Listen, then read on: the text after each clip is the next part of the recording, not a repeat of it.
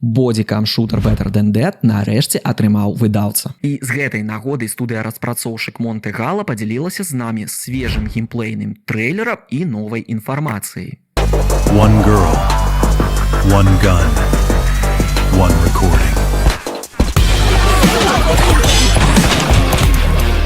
Па-першае, геймплей выглядае максімальна рэалістычна, а падзеі разгортваюцца ў Ганконгу. Ты гуляеш за дзяўчыну, якая збегла з рабства і цяпер шукае помсты тым, хто яе зняважыў і здымаў усё гэта на камеру. Цяпер яна сама будзе весці здымку, толькі ўжо сваёй помсты. Распрацоўшчыкі кажуць, што натхняліся жорсткімі ганконгскімі баевікамі 80-х-90-х.